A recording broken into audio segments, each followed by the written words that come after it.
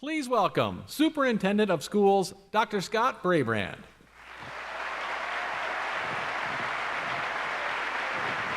Thank you. Thank you. Thank you. Thank you.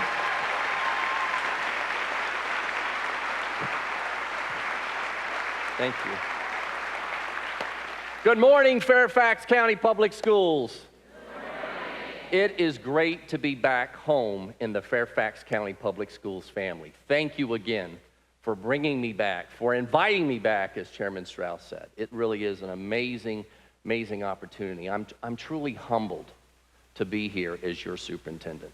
I know you saw the challenges that the students and staff just talked about in this video, but ladies and gentlemen, we are Fairfax County Public Schools. We got this. We do.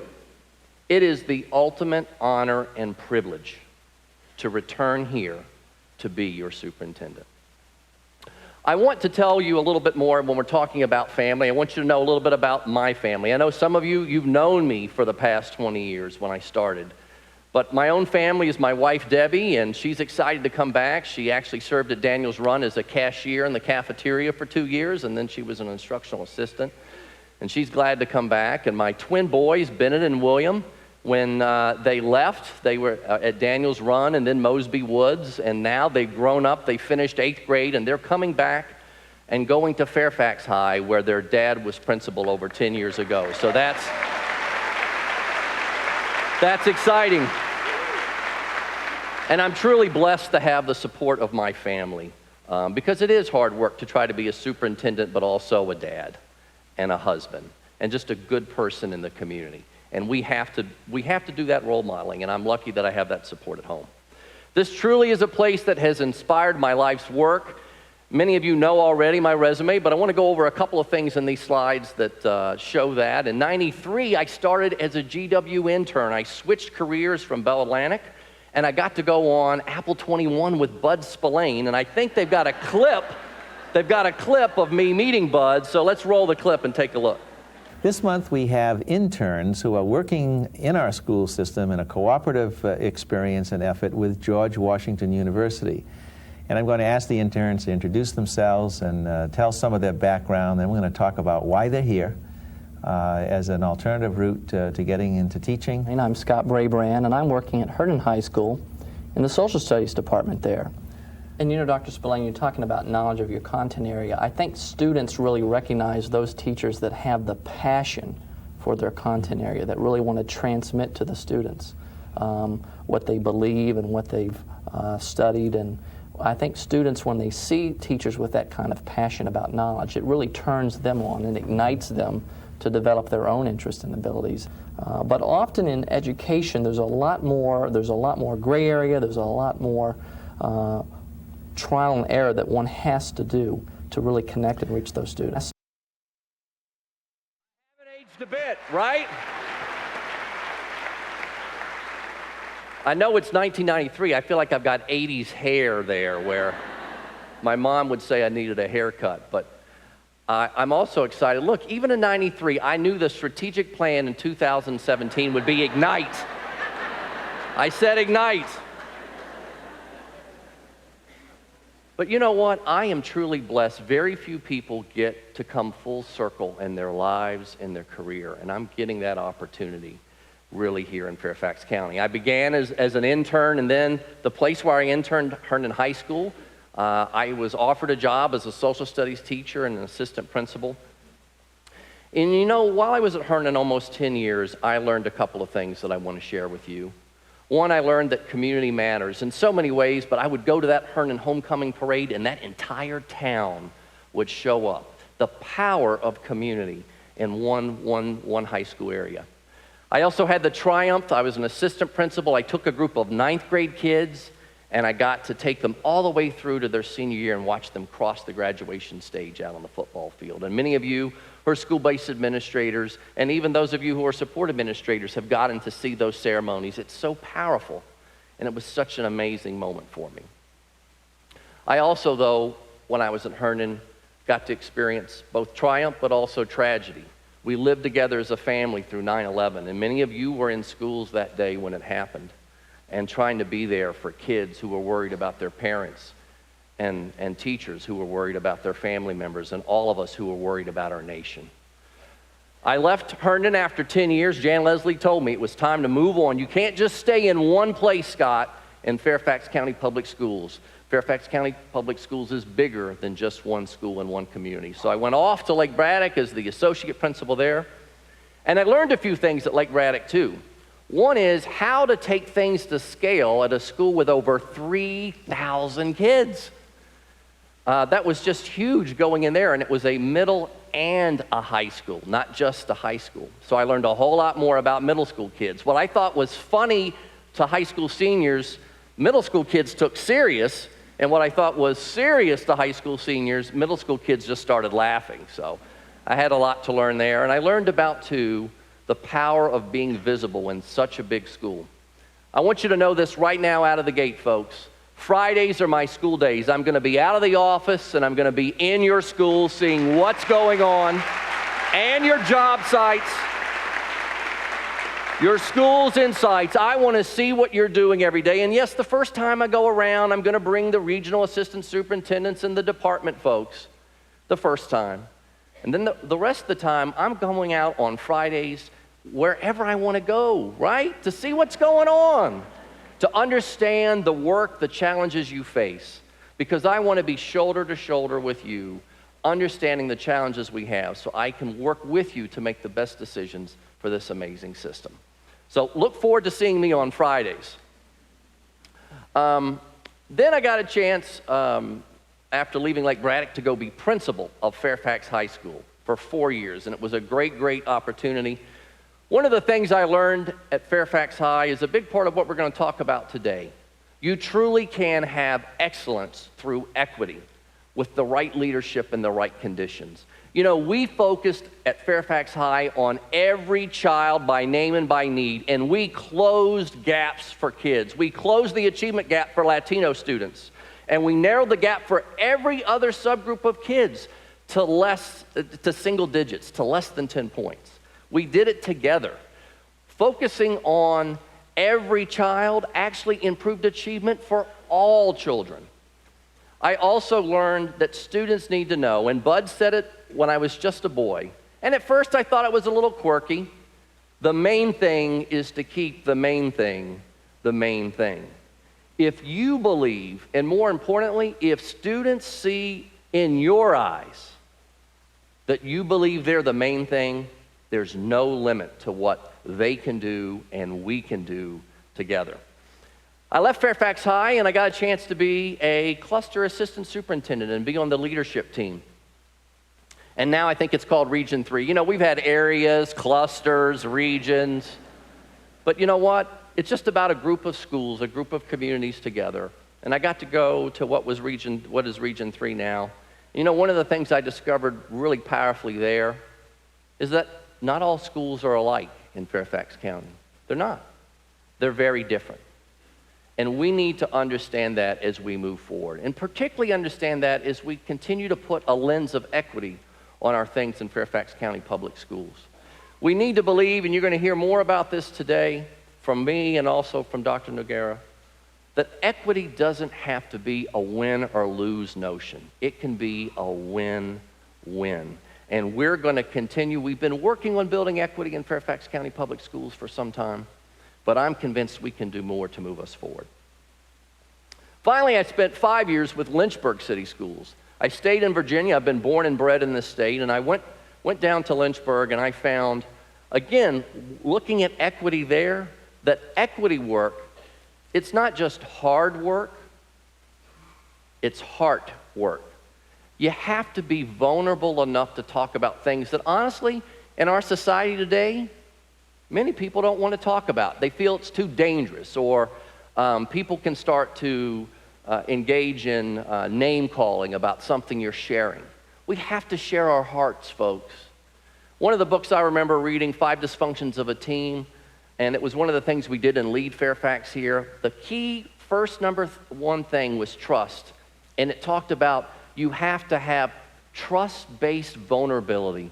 We have to be vulnerable as leaders. Look, I've made mistakes, and I'm sure I'm going to make a few mistakes here.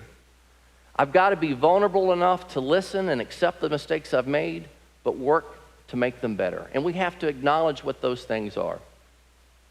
Now, I loved Lynchburg City Schools, and I loved my time there. But I got to be honest, I always dreamed about coming back to Fairfax County Public Schools. I truly did. I wanted to finish, and it's an honor now that I'm going to get to finish my educational career here in Fairfax.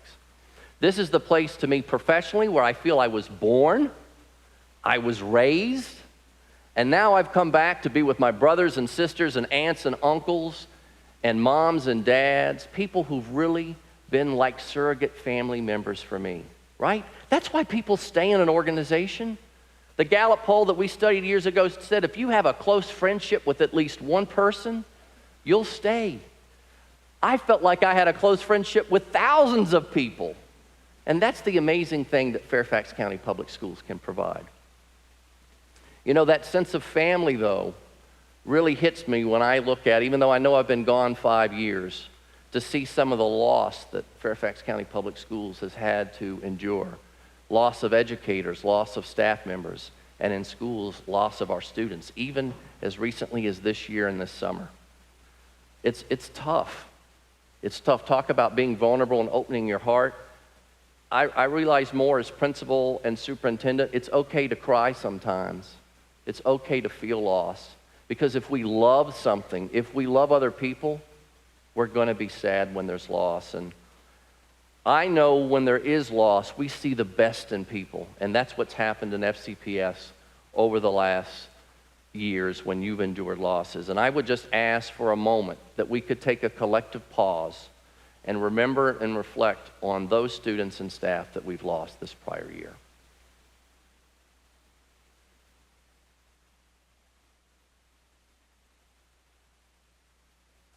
Thank you very much for that.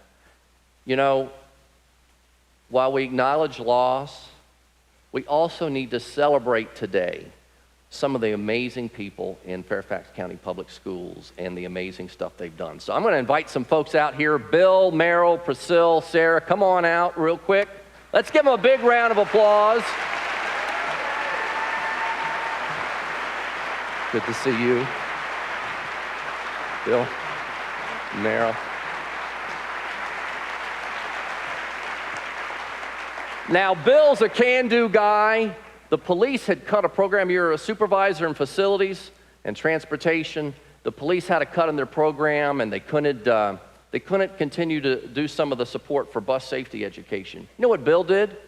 He never quit. He never quit on kids. He never quit on this system. He started a golf tournament called the Sunshine Open and raised $26,000 to keep that program going. Thank you, Bill. You're going to hear me talk about effectiveness later. Sometimes when we have tight resources, we've got to think out of the box about how we can do things differently, and that's exactly what Bill did. Meryl, you know, I got to know you before as a principal, and it's so much harder now even than it was 10 years ago when I was a principal, and you are the outstanding principal of the year in Fairfax County Public Schools.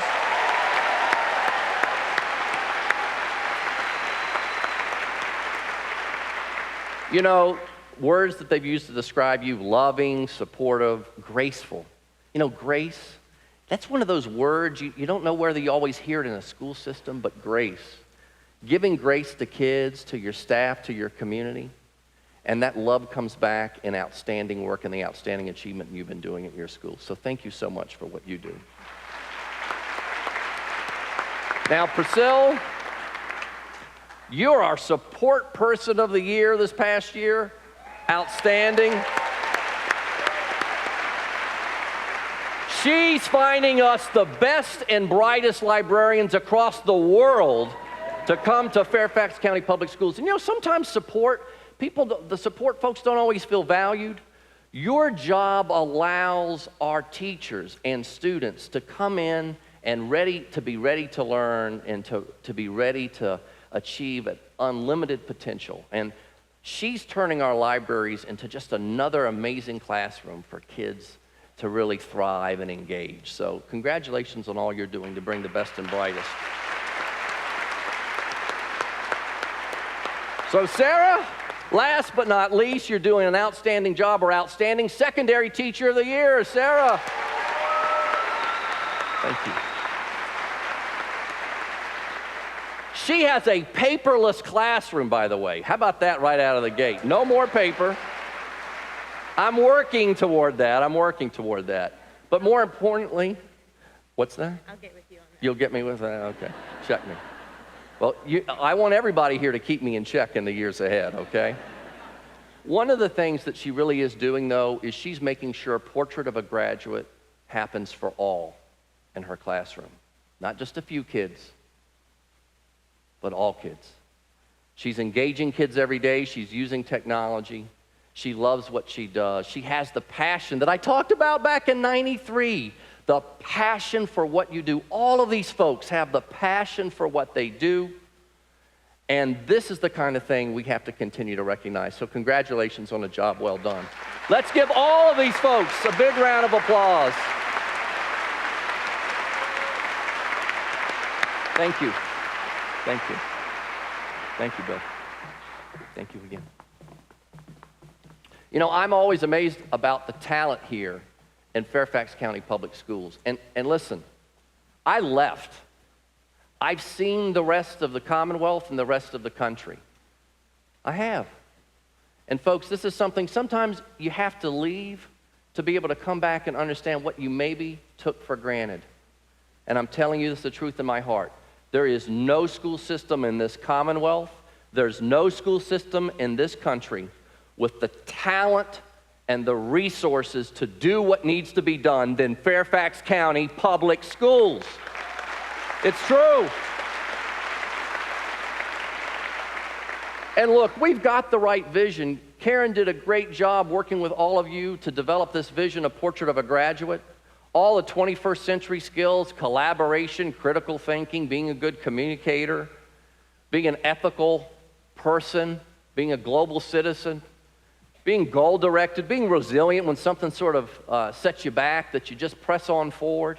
This is the right portrait, but we've got to commit to doing it for every student in every classroom in every school.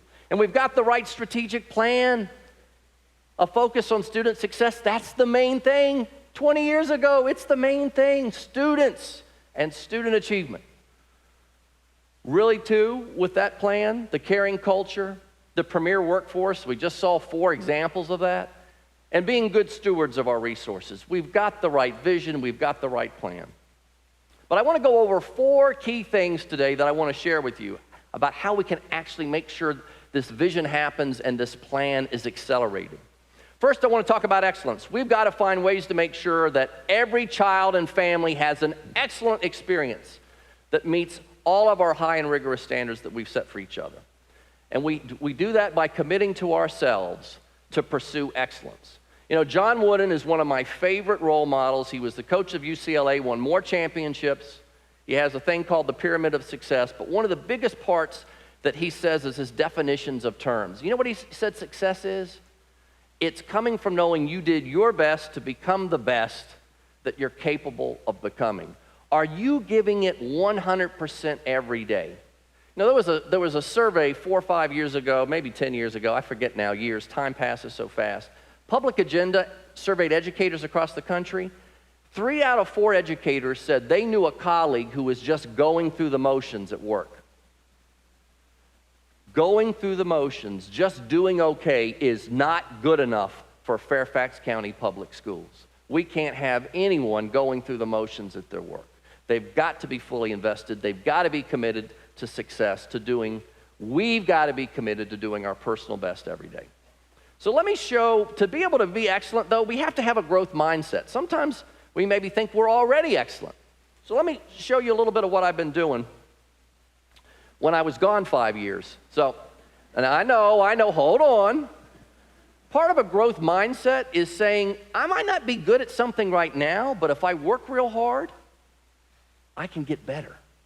Or I might even be good at something, but I can aspire to be great at something. So look, I had a fixed mindset.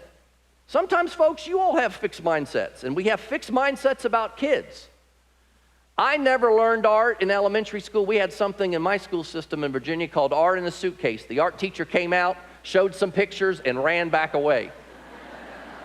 I'm serious. I never learned any techniques, and I grew up going, I'm not an art guy. I don't like art. My wife loved fine arts. She was in Atlanta, went to the Fox Theater. I'm like, what is this stuff, right? I didn't go to museums. I didn't see myself as an artist. So I drew a cat in 15 minutes or less with no help. And I showed this to the school division. There's my cat. I put my name on it. Then I asked for, now I was willing to get help. That's number one in a growth mindset, acknowledging I could get better. I asked a teacher from Lynchburg City Schools to come and meet with me for an hour. Let's go to the next slide. 1 hour. He brought me tools. He brought me paper. He brought me pencil. But he was a great teacher. He did more than that. One, he said, Scott, people focus on drawing the cat. Draw shapes, draw circles, draw triangles, and the cat will appear before you. I was like, whoa, this is like Obi-Wan Kenobi. Don't. 1 hour, he brought paper and pencil, but he did more. He appealed to my heart. He brought a book from his class, a notebook, with a cat on the front, and inside were quotes from kids. Dr. Brabrand, you can do this. I know you don't think you're an art guy, but you can do this, Dr. Brabrand. You just keep the main thing, and everything will be okay. I swear he did that. 1 hour, that's my cat. Now let's go to the next. Now, hold up. I did not draw this cat. But I aspire to do this. Now, I need to be honest with you guys. I was here 18 years, I left. One of the things we have to admit today, in Fairfax County, we have a tendency to think that we're cat number 3 in every single thing we do. Just saying.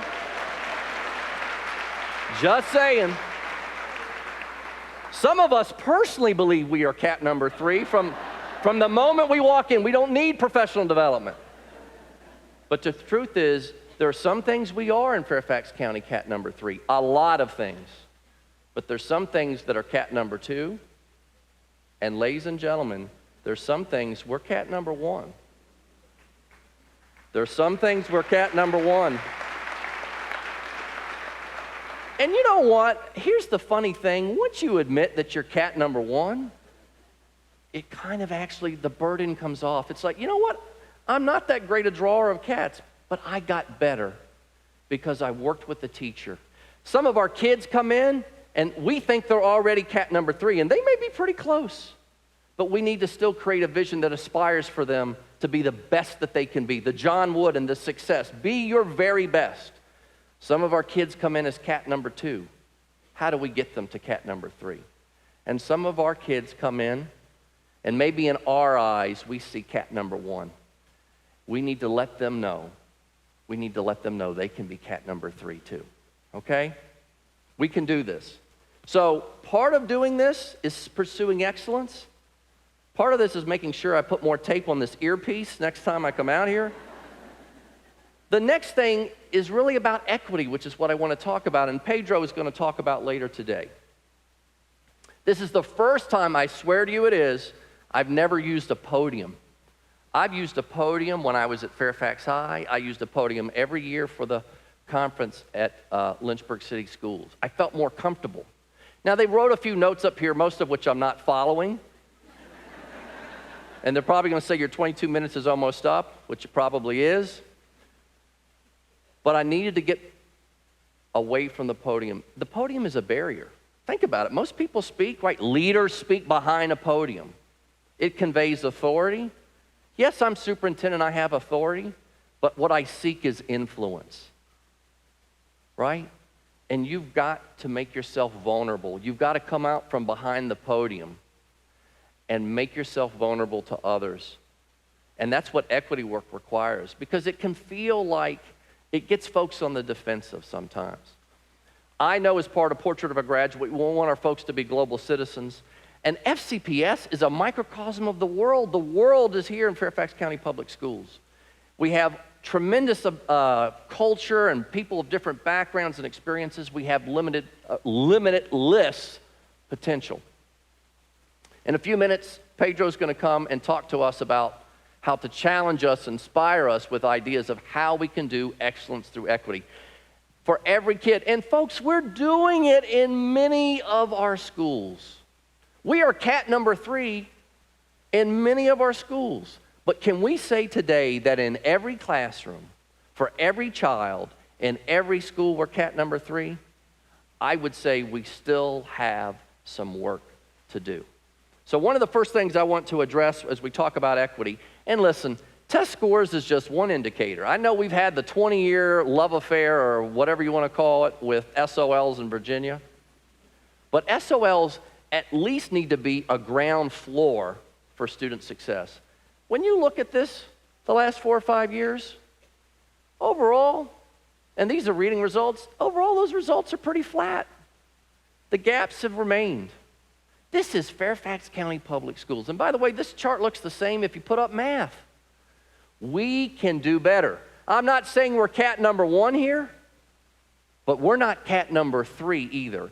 And we need to lead the way to show once and for all we can get every child at minimum competency across standardized assessments around the country. We can do that. We truly can do that. But it takes belief that every child can learn and be successful. And we can do that by focusing on Portrait of a Graduate, but also narrowing down by every child, name by need, with the support they need to be successful. You know, another thing I want to just share, another uncomfortable thing to share is, look, our student diversity is amazing. Look at all the places that kids' backgrounds come from. We've always been a snapshot of the world, and frankly, since I've been away, demographically, that diversity's only increased. But I want you to know, as we look at our own workforce diversity, that we don't have that same diversity in our workforce. And I know what you're going to go, oh my God, Scott, you know, the pipeline isn't as big as it needs to be to bring others into the teaching profession or to be part of a school system. I recognize that. But you know what? I think we can do more to bring the best and brightest. This is Fairfax County. We can bring the best. If we get kids from all over the world in the country, we can do the same thing around our teachers and support staff and administrators. I'm convinced of it. And I'm going to be asking for outside support to come in and give us ideas about how we can do this workplace diversity better. And I want to just say on this one real quick before I leave it. You know, I worked for Bell Atlantic. I was a college hire in 1990. There were 7 college hires in that corporation. You know, when I got there, I found out that 5 of the 7 had relatives that worked in the company. Nothing wrong with that necessarily, but that's an informal network for hiring, isn't it? It's an informal. We have our informal. When I went to Herndon High in '94, the first day of school, I remember I walked in and I'm like, wow, I see people in the social studies department that look like me. But it was funny, the first thing one of the teachers said is, well, Brabrand, what are you coaching? And I'm like, Model United Nations? I didn't quite get the response I was looking for from that. But the truth was, we had, and I'm not saying that my colleagues weren't great teachers, but we were focused on one lens as well. Great teachers, oh, and we need coaches. I coached too. I coached Model United Nations at Herndon High School. So we've got to get outside of our informal networks. We all want the best and the brightest, but sometimes our go-to is our informal networks. And we're limited in some ways by those informal networks. We've got to take the time to break out and make sure we brought to the table the best and the brightest from around the country. I also want to talk about effectiveness. You know, one of the things we need to do is be sure that we're being smart, effective, and efficient as we implement our strategic plan, that we're maximizing our resources. I need you to know this. We're going to work with the leadership team right now and the school board. They're all here, and they know, I've already told them, we're going to work to narrow down our strategic plan from 200 things to 5 or 10 things and do them well this year as a school division. Yep.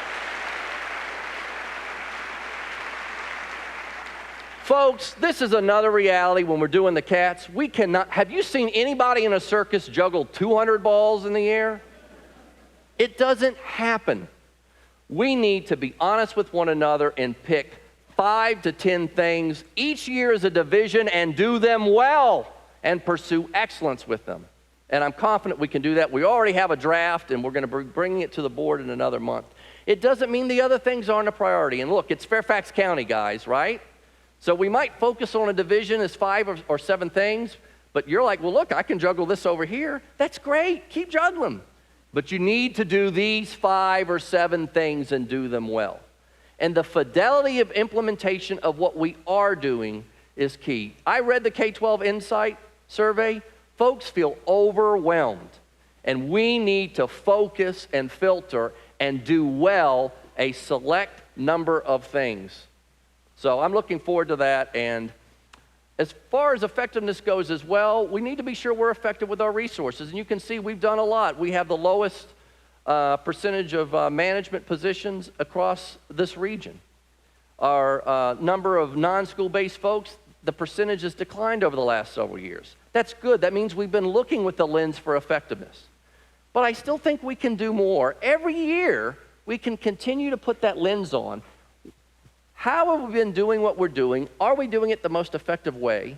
And are our resources allocated to the 5 or 7 things that we're saying are priorities as a division? We have to align our resources with the key drivers of our strategic plan. And I know we're going to do that as we all become good stewards of the taxpayers' money here in Fairfax County Public Schools. Finally, some expectations. I know you all have expectations for me, and my entry plan is listening to those. But I'd like to just share a couple of expectations with you real quick. One, love kids. Folks, you got to love kids on the days that they're having their good days and maybe days that you don't perceive it's a good day. You got to love kids who are come in on day one ready to love. And you got to love kids that sometimes you don't know, and maybe sometimes you don't even want to know what they're facing in their heart or at home. You got to love them too. You might even have to love them more. We've got to love kids. And you go, oh, I don't work in a school, Scott. You got to be thinking every day about how your work helps those kids have success. We have to love kids, because unless they feel that personal connection, they're not going to feel the courage to take that step to say, I'm a Cat 1 and I need help. I need a teacher. All of you are teachers, and that's number 2. You got to love teaching, folks. We can't be a teaching organization, but none of us want to be taught, right? We all have to be willing to continue to teach and learn. And if we do that, we can positively impact a child each and every day. So you got to love teaching. And number 3, folks, we have to be professional. I don't care what's going on in the world around us. But I was raised in this family by moms and dads and by grandparents. And you know what? We can have new school innovation and ideas, but we need old school values. We need to be Fairfax professional. We are role models for kids. We're role models.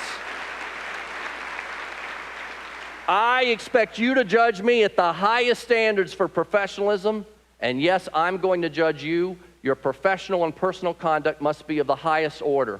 It must. We can't accept anything less. And the world today wants to take every flaw every day out of a school system and parade it on the front page. Who are these people? It's like a Seinfeld moment. These people are the people teaching the future, and we have to put our best foot forward each and every day. Remember, this is FCPS. Everyone is watching. Everyone is watching every moment, and we need to maintain the professionalism. I'm going to hold myself accountable to that standard, and yes, I'm going to ask you to be held accountable to that same standard as well. So thank you very much for your cooperation with that. It's my belief if we do these things, love kids, love teaching, and be professional, we can be seen as the educational disruptor here in the United States of America. We can show that barriers of race and class and gender can be overcome. we can show that rigorous education can lift all kids, that a focus on equity isn't about a focus on just some kids. It's a focus on all, and all kids benefit. When you think of coffee, you think of Starbucks. Now, as we're just seeing disruptors in the marketplace, cars, now we're starting to think about Tesla. Shopping, we're starting to think about Amazon. When we think about American public education, I want everybody in this county, in this Commonwealth, in this country, thinking Fairfax County Public Schools.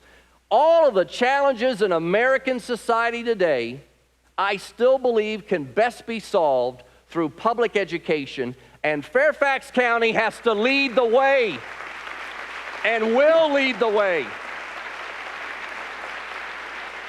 It requires trust, it requires transparency, and our belief in our kids, in ourselves, in our community, in our school board, in me, in all of us. It's not my FCPS, it's not your FCPS. Folks, it's our FCPS, and we are all in this together.